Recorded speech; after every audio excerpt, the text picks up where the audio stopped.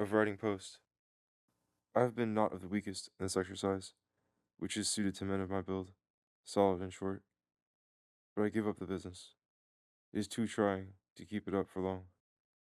I was just this moment reading that King Cyrus, the more easily to receive news from all parts of his empire, which was of a very great extent, ascertained how much distance a horse could do at a stretch in one day, and at that distance he stationed men whose business it was to keep horses ready to equip those who should be coming toward him.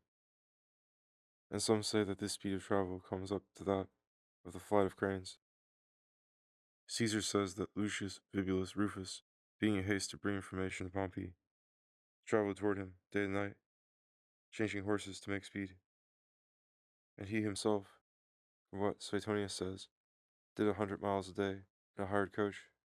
But he was a furious courier, for if rivers cut across his road, he would cross them swimming, and would not turn from a direct route to go look for a bridge or a ford.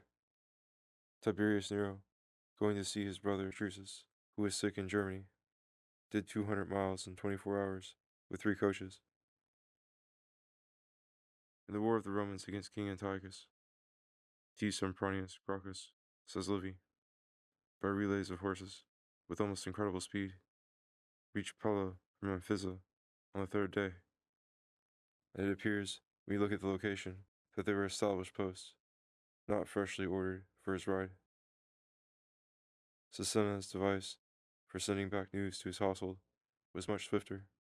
He took swallows along with him, and released them toward their nests when he wanted to send back news of himself, marking them with some color to signify his meaning, according as he had prearranged with his people. At the theatre in Rome, the heads of families kept pigeons in their bosoms, to which they attached letters when they wanted to send instructions to their people at home, and these were trained to bring back an answer.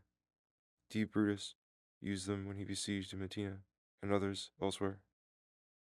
In Peru they wrote posts on men, who carried them on their shoulders in litters, with such agility that on a dead run the first carriers would toss their load to the second, without losing a step. I understand that the Wallachians, couriers of the Grand Sultan, make extraordinary speed, because they have the right to dismount the first passerby they meet on their way, giving him their jaded horse, and that to guard against tiring, they bind themselves very tightly around the waist with a broad band.